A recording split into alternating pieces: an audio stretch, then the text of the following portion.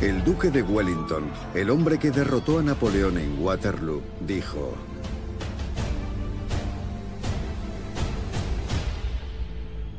la guerra es algo horrible.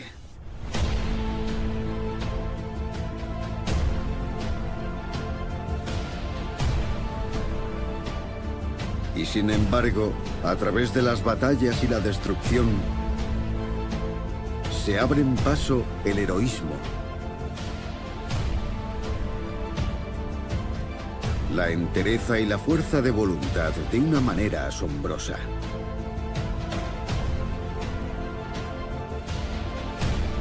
Vivieron junto a la espada y murieron junto a la espada.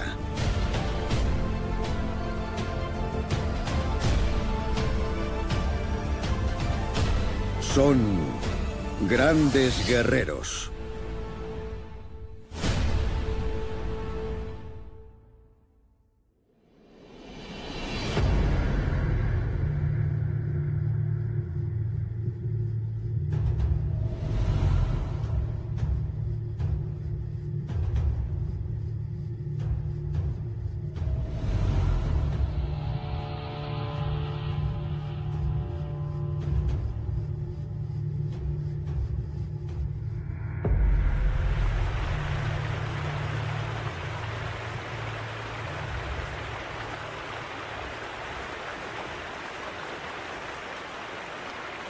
Los vikingos fueron unos feroces guerreros, marineros, piratas y comerciantes que saquearon y se asentaron en una buena parte del planeta desde el siglo VIII hasta el siglo XI.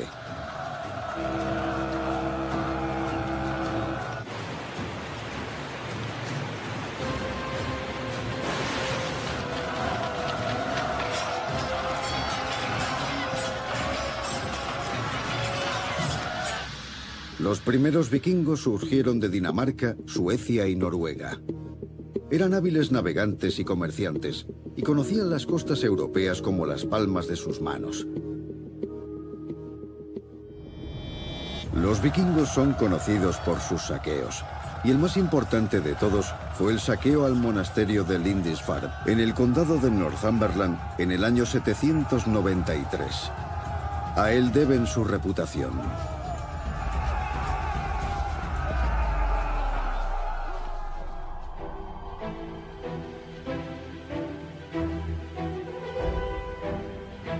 Con el saqueo de Lindisfarne comenzó la actividad vikinga. Lo sabemos gracias a las crónicas anglosajonas desarrolladas por monjes en varios lugares de Inglaterra antes de la Edad Moderna.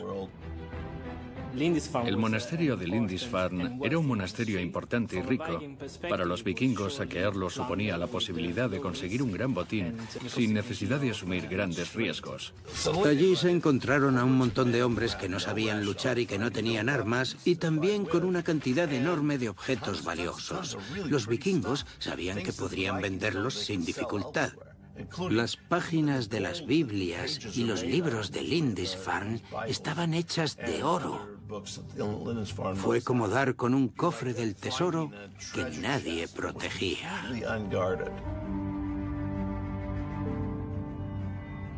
Tras ese saqueo, los ataques vikingos comenzaron a ser frecuentes por todo el Mar del Norte y también por toda Inglaterra, Irlanda, Francia y Alemania.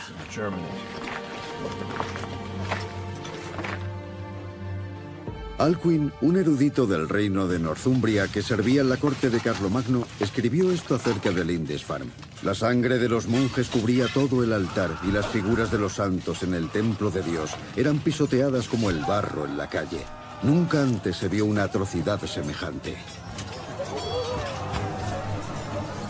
Los saqueos conmocionaron a la Inglaterra anglosajona y al oeste de Europa. Y no es de extrañar, puesto que el del monasterio de Lindisfarne fue solo el principio. Los vikingos aterrorizarían a toda Inglaterra durante los siguientes 200 años.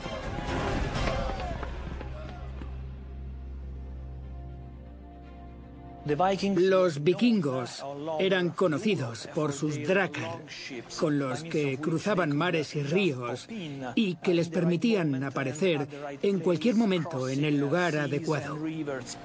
Eran unos individuos peculiares que en un momento dado se plantearon que la agricultura no era lo suyo y que tenían que encontrar un modo de vida más rentable. Eran salvajes y fieros, aunque en las últimas décadas se ha debatido mucho sobre esto, porque las únicas fuentes de las que disponemos son aquellas que están escritas por gente que sufrió el ataque de los vikingos. Existe la posibilidad de que exageren un poco la dureza de los ataques. De alguna manera, se podría decir que la idea que tenemos sobre la fiereza de los ataques vikingos está influida por las crónicas históricas de las que disponemos. Todas están escritas por monjes. Provienen de la cultura cristiana. Una cultura que rechazaba a los vikingos con dureza. Pero, por otro lado, sabemos que los vikingos eran tan brutales y despiadados como otros guerreros de la época medieval. Los líderes vikingos decidían el objetivo y planeaban el ataque con antelación. Atacaban durante la noche y a gran velocidad, y con una potencia sin precedentes para la Edad Media.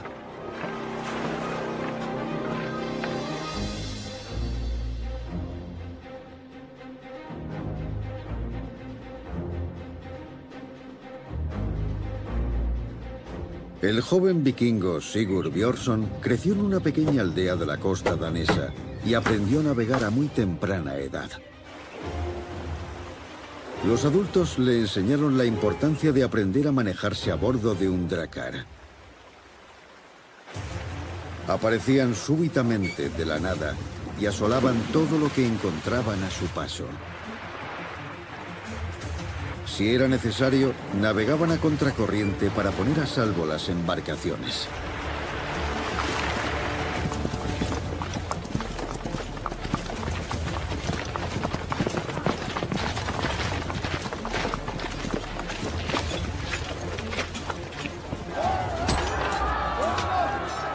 Los vikingos no atacaban a grupos grandes.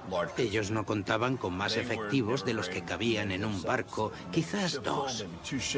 A veces alguno más, pero normalmente atacaban con un solo barco. Desarrollaron técnicas de navegación muy avanzadas para la época. Lo sabemos tras analizar las batallas que consiguieron ganar en el mar, aunque también perdieron algunas, y también fijándonos en sus expediciones y viajes a través de los mares y océanos. Eric el Rojo, por ejemplo, es conocido porque atravesó el océano y llegó hasta el nuevo continente, el continente americano, y más concretamente, Canadá.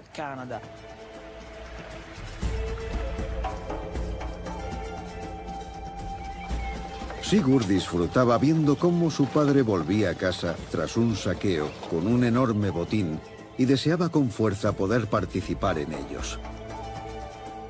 Pero ¿por qué los vikingos abandonaron su hogar en las costas escandinavas a finales del siglo VIII? La pregunta continúa suscitando controversia hoy en día.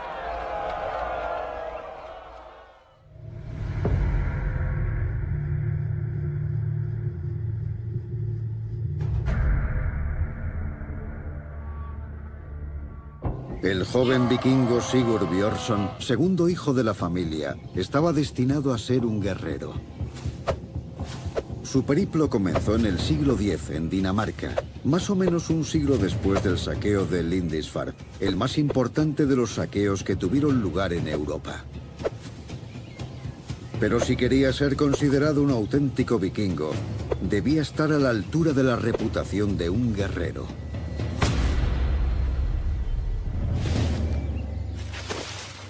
¿Por qué los vikingos se aventuraron a salir de sus fronteras hacia países vecinos o lejanos?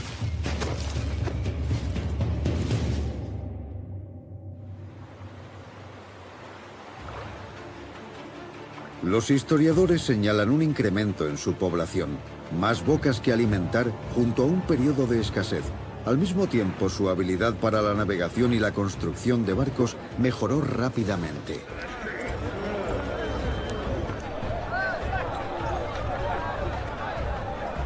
Una explicación más que razonable. Sin embargo, es posible que se tratara de un mero oportunismo. Grandes guerreros que atacaban a sus vecinos. Los propios vikingos eran conscientes de ello cuando regresaban a casa con el botín.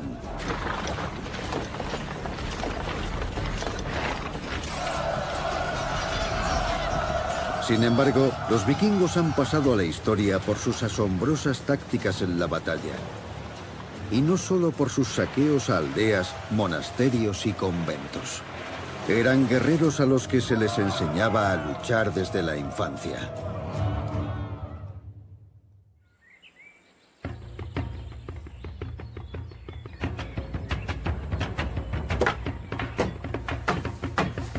Y Sigurd Björnsson no era ninguna excepción.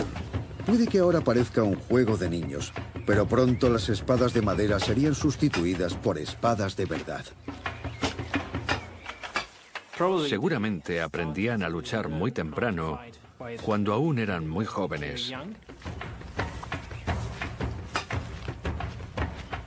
Por ejemplo, sabemos que líderes como Knut el Grande participaron en batallas antes de cumplir los 20 años.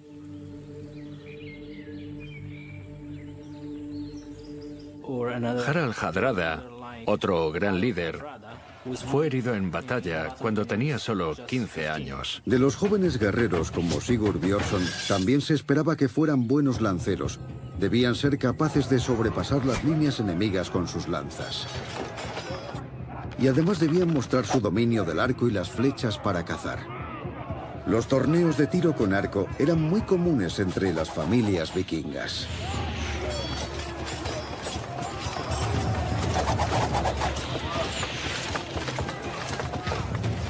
Las armas que usaban los vikingos eran jabalinas, arcos y flechas, hachas, así como dagas y espadas, las preferidas de la nobleza. Los vikingos consideraban las espadas como un arma casi mitológica, al igual que los caballeros medievales.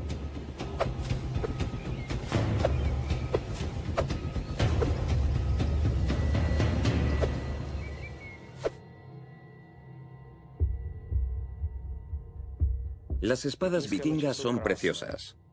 Son como una obra de arte. Su belleza radica en su simplicidad y en su decoración. Son un legado muy importante que nos dejaron los vikingos, del que aprendemos cosas sobre el arte y sobre el comportamiento de los seres humanos.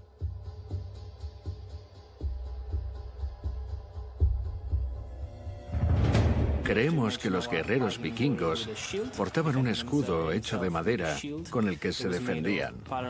Quizás estuvieran pintados de colores llamativos y en el centro había un humbo de hierro.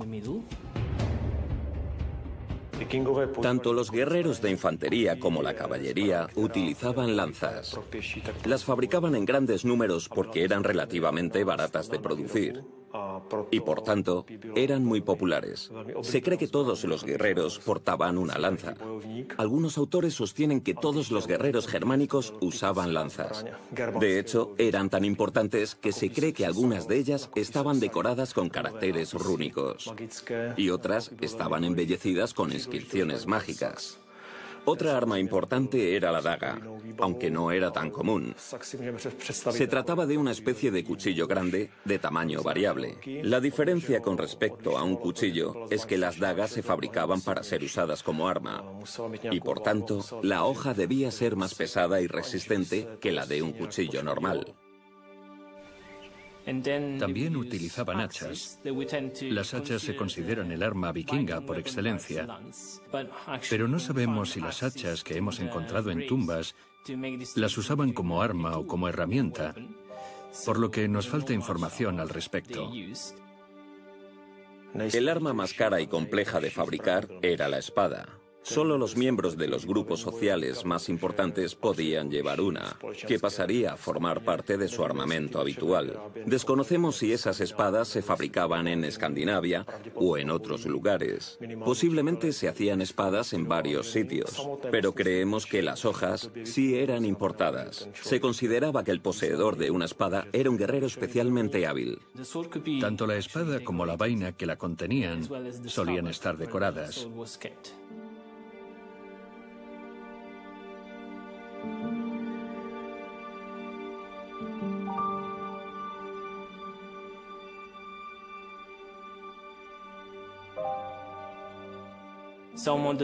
Algunas de esas espadas tenían nombre propio, lo que indica que eran muy importantes para los guerreros vikingos.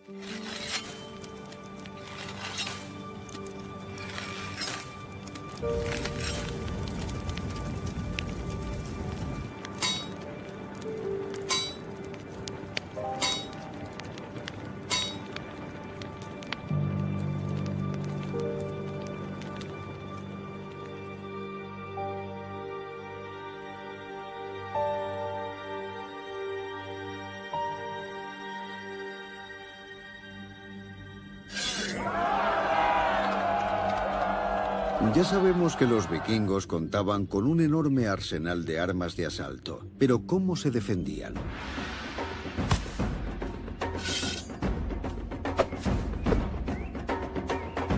No todos los guerreros podían permitirse un casco o una armadura, pero todos luchaban con un escudo. Los restos mortales de algunos vikingos presentan heridas en la cabeza y en las piernas, allí donde el escudo no podía protegerles. También servían como camillas improvisadas para transportar a los heridos y a veces eran usados como armas, algo que gustaba especialmente a Sigurd.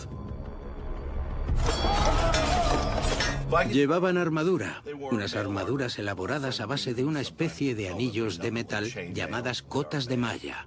Era una buena manera de protegerse el torso. A los vikingos no les gustaba que la armadura les entorpeciera mover los brazos. Querían poder moverlos libremente. También se ponían pieles y cueros y todo aquello que pudiera protegerles. Pero lo más importante para los vikingos eran dos cosas: el casco y el escudo. Así podían cubrirse casi todo el cuerpo, desde la cabeza hasta las rodillas. Eso es básicamente lo que debe protegerse un guerrero. Si te hieren en el brazo o en la pierna, puedes sobrevivir. Pero si te hieren en el torso, en algún órgano vital o en la cabeza, no sobrevivirás. Los escudos estaban hechos de madera, pero eran muy gruesos y tenían algunas partes de metal. Pesaban mucho. A veces los vikingos juntaban sus escudos con los de sus otros compañeros. Al juntar varios escudos, formaban una especie de parapeto, por así llamarlo, un muro de escudos. Eso protegía a los guerreros en el campo de batalla más que cualquier otra cosa. En la batalla, la primera línea de ataque y defensa era el muro de escudos. En él, el brazo izquierdo de un vikingo sujetaba su escudo y en el derecho su arma. De lo contrario, los escudos no podrían formar el muro. Y por supuesto, la imagen típica de los vikingos que ha llegado hasta nuestros días incluye el famoso casco con cuernos. En realidad, la idea de que los vikingos llevaban esos cascos surgió en el siglo XIX como un intento de idealizar la imagen de esos salvajes guerreros.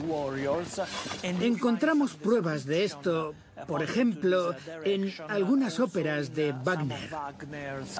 Llevar un casco con dos cuernos sería muy poco práctico para un guerrero, porque al ponérselo se expondría mucho más en el campo de batalla. Se convertiría en un blanco más fácil para sus enemigos.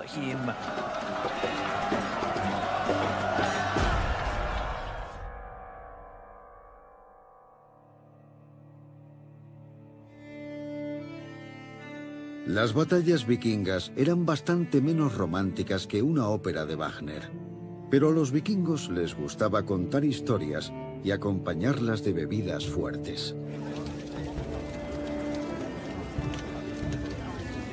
Como todos los jóvenes, Sigurd Björnsson comenzó a beber poco después de empuñar un arma por primera vez.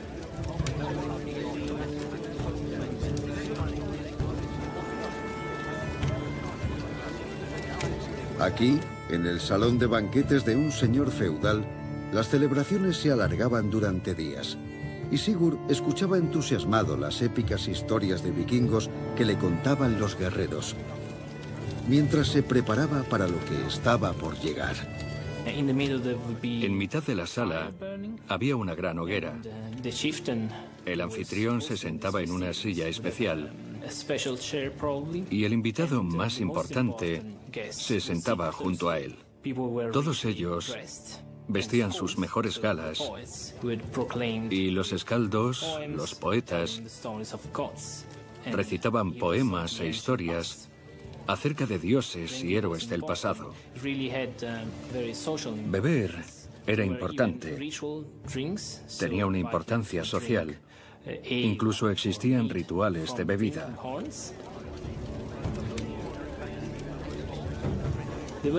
Los vikingos bebían cerveza e hidromiel de un cuerno vikingo. Brindaban, hacían juramentos y daban discursos e incluso en algunas ocasiones se formaban matrimonios o alianzas. Sigurd soñaba con que sus hazañas serían contadas algún día. Pero al mismo tiempo no mostraba interés por formar parte del equivalente vikingo a las fuerzas de élite, los Berserker. Sigurd no estaba preparado para ello, por mucha valentía que le infundiera el hidromiel. Los Berserker eran mitad hombres, mitad bestias. Al atacar solían aullar como lobos enfurecidos. Peleaban con el torso desnudo y a veces desnudos por completo o cubiertos con pieles de animales. En el fragor de la batalla, parecían no sentir miedo ni tampoco dolor. Al activar el modo Berserker, comenzaban a asesinar sin compasión, incluso a miembros de su propio ejército. La leyenda de los guerreros Berserker no morirá nunca, pero hay pruebas de que existieron realmente.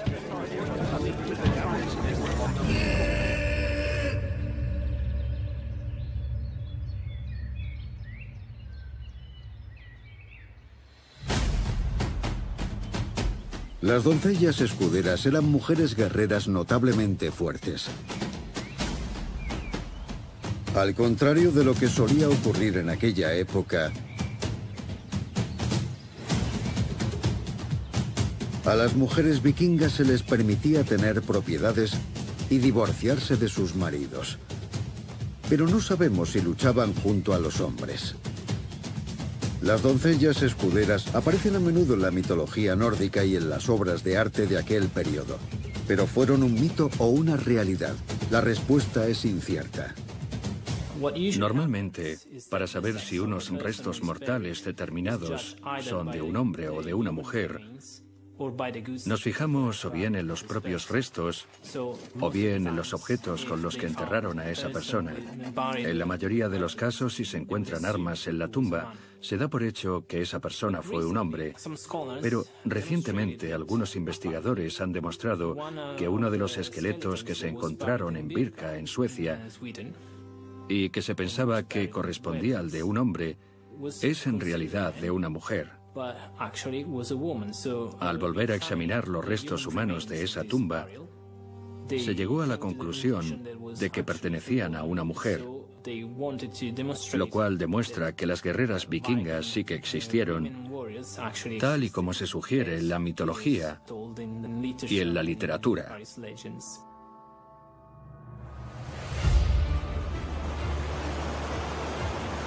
Sigurd ya tiene edad suficiente para participar en celebraciones y también en saqueos, así que sube a bordo de un drácar junto a un grupo de vikingos.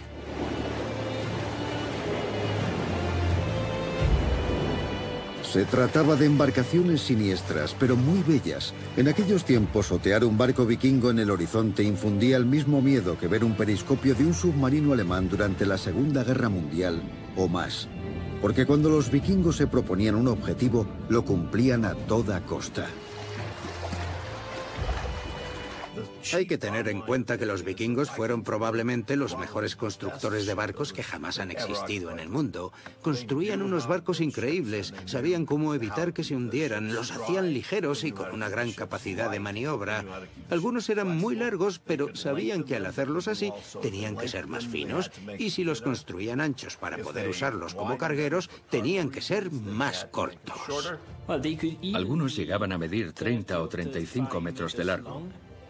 A juzgar por algunos barcos vikingos que se encontraron en Roskilde, Dinamarca.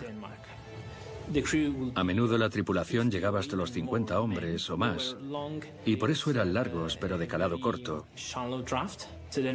Eran muy manejables, pero poco estables en alta mar. Los barcos grandes como el que se encontró en Roskilde, por ejemplo, eran muy largos y estrechos. Contaban con 60 remos a cada lado, es decir, 120 remos en total. Y cada remo lo manejaban varios vikingos, así que en total a lo mejor había 250 vikingos a bordo, incluyendo a los líderes del grupo.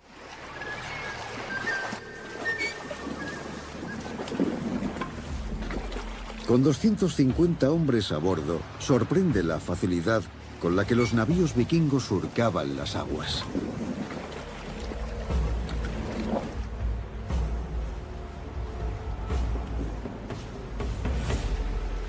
Alcanzaban los 5 o 6 nudos, es decir, los 10 kilómetros por hora, e incluso llegaban a los 7 nudos en condiciones favorables, con picos de hasta 10 nudos.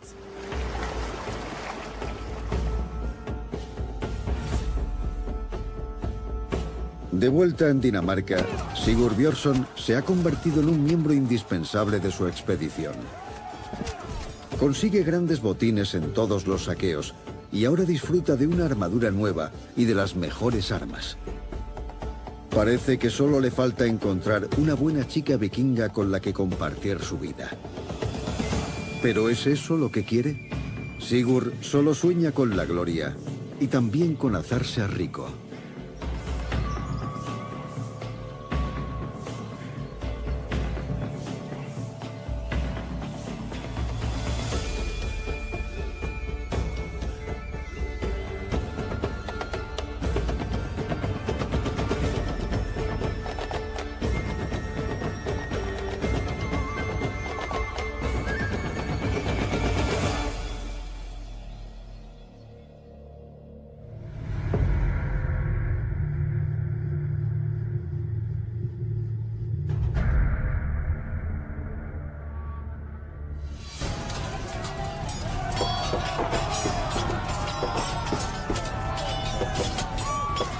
¿Qué utilidad tiene la guerra? Para empezar, el dinero.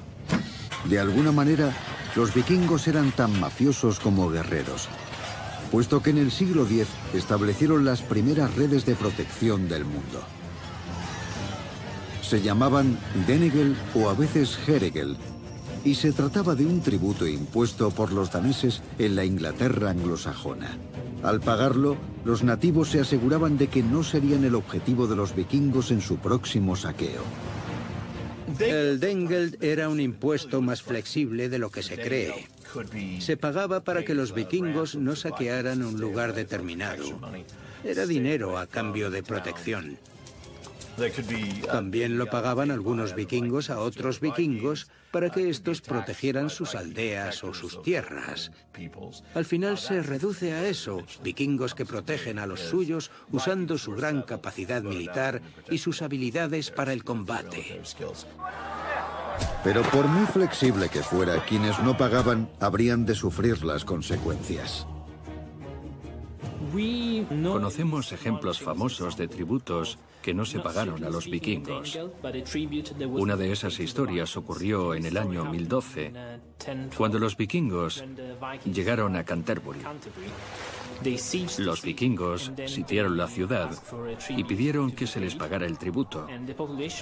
Los habitantes de Canterbury pagaron el tributo, pero los vikingos hicieron prisionero al arzobispo y pidieron más dinero para liberarlo.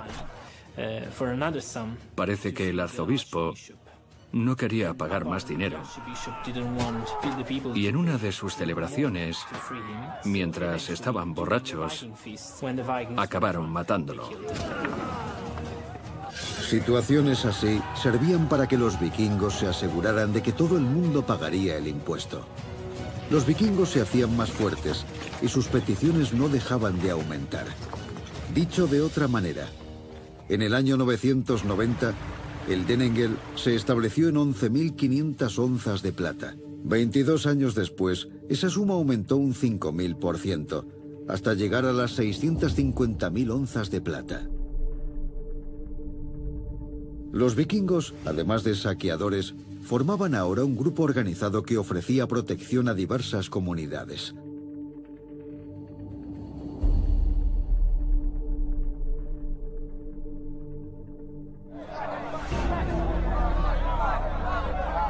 Sigurd no sentía reparo alguno a la hora de cobrar el denegel, ni tampoco a la hora de ejecutar a aquellos que no lo hacían. De hecho, disfrutaba con ello. Pero los vikingos, además de piratas, saqueadores y recaudadores, eran también exploradores. Fueron los primeros europeos en llegar a América del Norte, llegando a establecer allí pequeñas comunidades. En ocasiones, después de saquear un lugar determinado, los vikingos se establecían allí. Por ejemplo, en las Islas Orcadas o las Islas Shetland, las Islas Feroe o incluso en Islandia, desarrollaron habilidades para la agricultura, cosechaban sus propios cultivos y cuidaban de su ganado. Podrían llevar una vida tranquila, sobre todo si se convertían al cristianismo. Al abrazar el cristianismo, empezaron a establecerse en comunidades pequeñas y fueron capaces de sobrevivir practicando un estilo de vida menos militar, por así decirlo. Pronto, al final del siglo X, la mitad del norte de Inglaterra era anglo-escandinava. Existían muchas comunidades de vikingos. De hecho, algunos creen que los irlandeses son pelirrojos a causa de los daneses, porque muchos de ellos se establecieron en Irlanda e incluso fundaron la ciudad de Dublín. Por tanto, los vikingos, al contrario que otros pueblos saqueadores, tenían tendencia a expandirse. También había vikingos en la zona que ahora conocemos como Rusia. A los vikingos que habitaron las zonas de Rusia y Bulgaria o los alrededores del río Volga se les conoce como varangios. Los vikingos escandinavos viajaron mucho.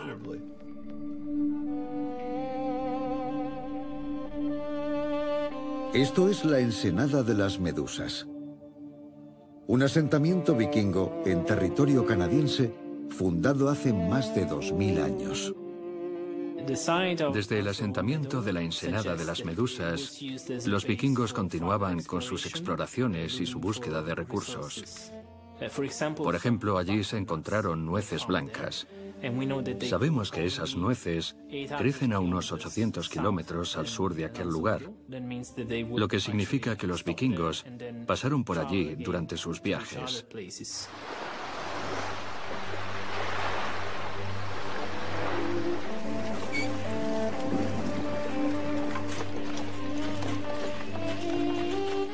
El periodo más activo de la era vikinga tuvo lugar entre los años 780 y 1070.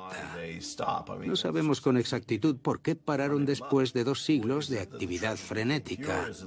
¿Fue porque los botines comenzaron a escasear o porque establecieron asentamientos en varios lugares? Quizás tuvo que ver el hecho de que en Normandía surgió un gobierno fuerte o que la cristiandad comenzó a coger peso. A mitad del siglo XI el cristianismo se había expandido mucho. El motivo no está claro. En el año 2018, un mapa de ADN reveló que la sangre vikinga se extiende por toda Gran Bretaña e Irlanda. A la ciudad de Dublín se la conoce como la ciudad vikinga. ¿Quién sabe? Tal vez usted mismo lleve la sangre de los guerreros vikingos sin saberlo. Es indudable que la genética vikinga existe por todo el norte de Europa. La mayoría de los idiomas que surgieron allí utilizan palabras vikingas con frecuencia.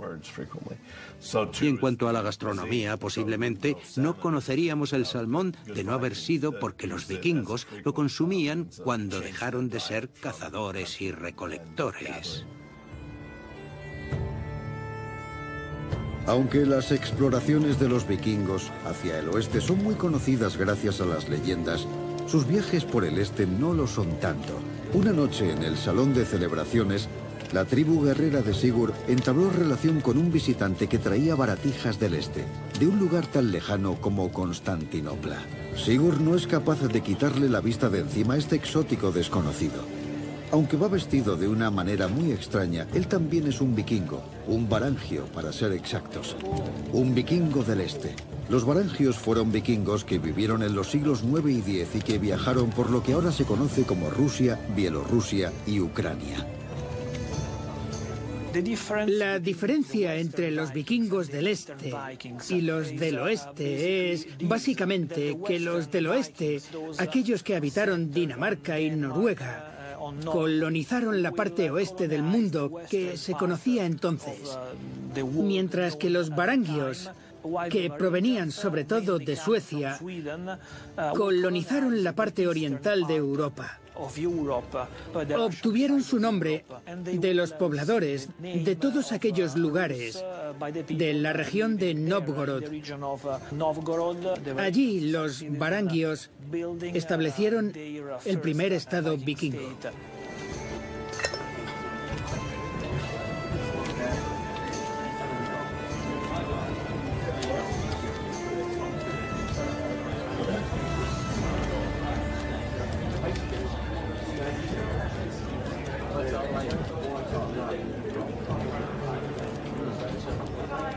Sigurd siente curiosidad por el mercader y por las historias que cuenta sobre los varangios.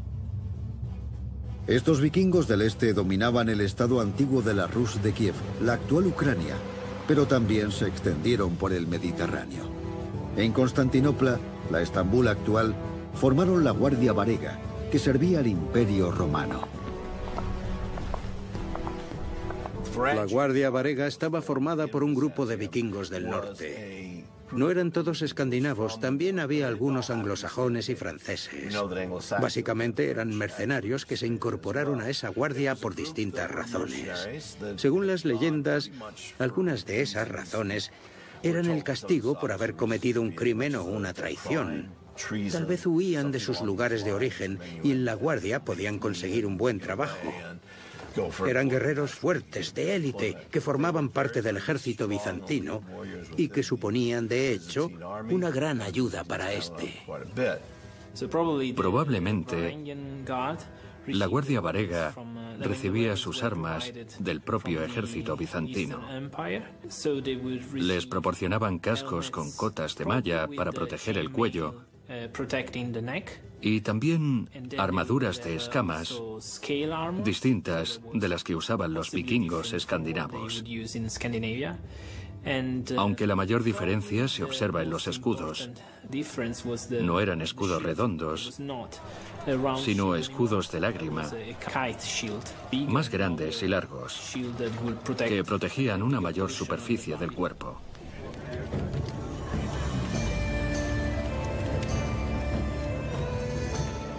A Sigurd le fascinaba la historia de la Guardia Varega, esa élite de guerreros al servicio del Sacro Imperio Romano.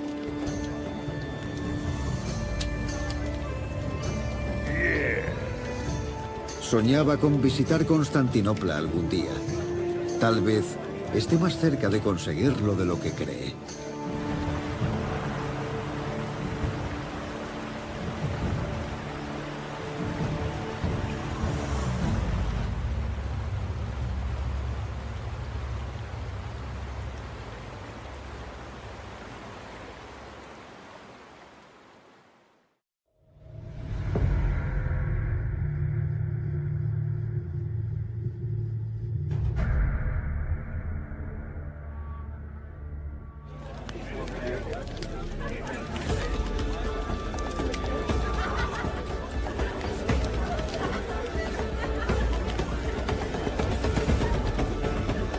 Sigurd Björnsson flirteó demasiado con la prometida de otro guerrero y acabó con la cara llena de hidromiel. Había sido retado y Sigurd no rechazó el duelo.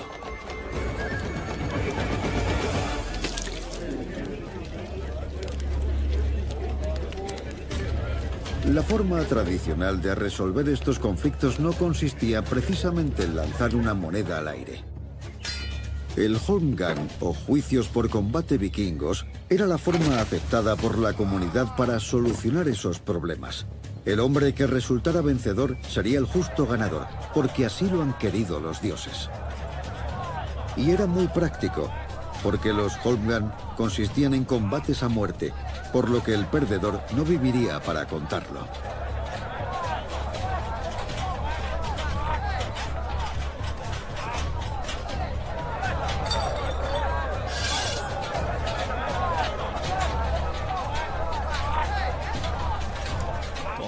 Holmgang significa literalmente ir a una isla.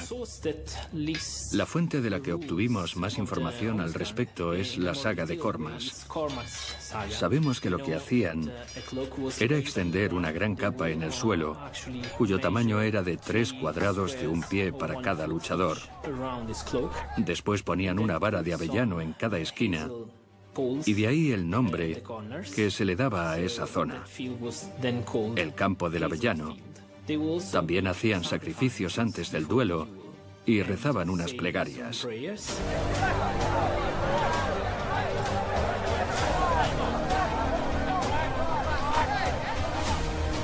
Entonces comenzaba el combate.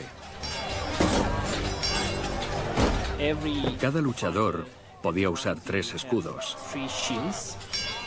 Un ayudante sujetaba los escudos durante la pelea, contribuyendo así activamente a la misma. Cuando todos los escudos eran destruidos, los luchadores solo podían combatir utilizando sus armas y sus armaduras. El que era retado tenía el derecho de golpear primero. Cuando alguien era herido, existía la posibilidad de detener el duelo o de seguir adelante. Pero siempre debían limitarse a pelear sin salirse de la capa. Al final Sigurd se proclamó vencedor, pero pronto sufriría las consecuencias de su victoria, pues la familia de la víctima gozaba de gran influencia dentro de la jerarquía vikinga, y comenzó a presionar a Sigurd para que abandonara la aldea. Puede que sea el momento de viajar hacia el este. En el siglo X, el mundo vikingo cubriría un territorio muy extenso.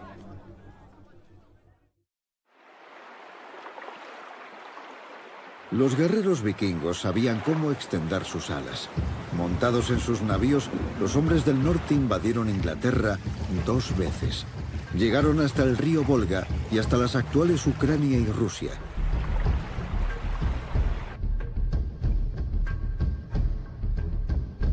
Pero entonces, a mediados del siglo XI, la era vikinga alcanzó un abrupto final. ¿Por qué?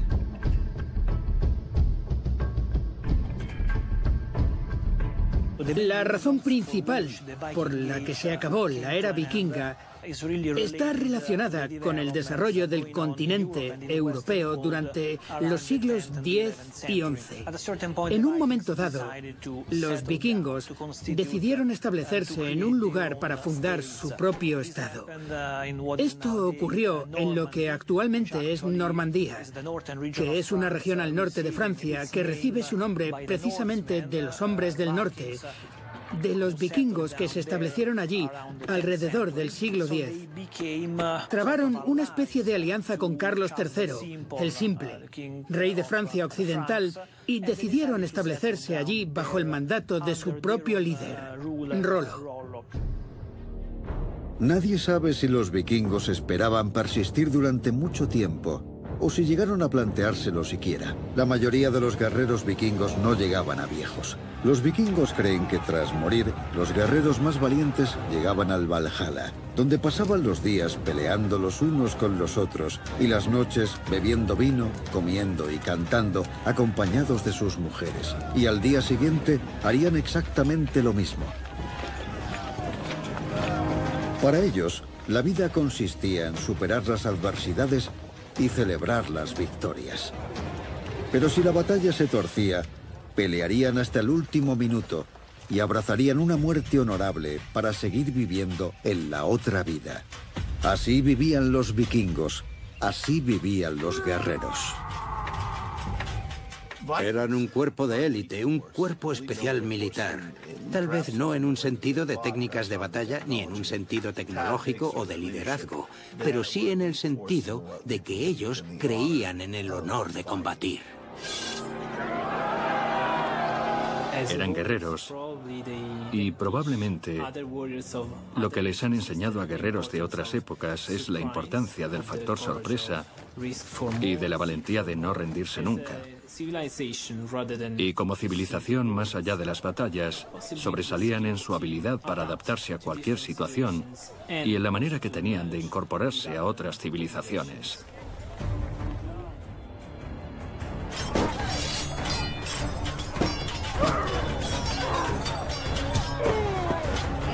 ¿Pero qué ha sido de Sigurd? Tras ganar su juicio por combate tuvo que afrontar las consecuencias. Si se quedaba en su aldea, viviría mirando siempre por encima del hombro, esperando la venganza de algún familiar de su víctima.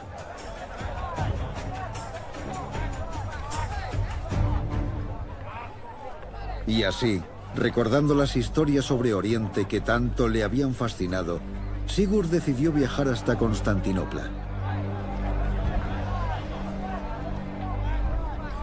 Su intención era unirse a la Guardia Varega, el ejército personal del emperador romano en Constantinopla.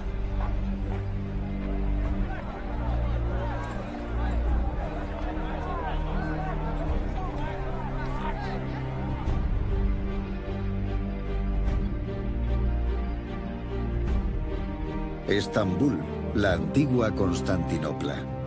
Al observar hoy la ciudad y su atmósfera islámica, no parece un lugar en donde una vez vivieran vikingos.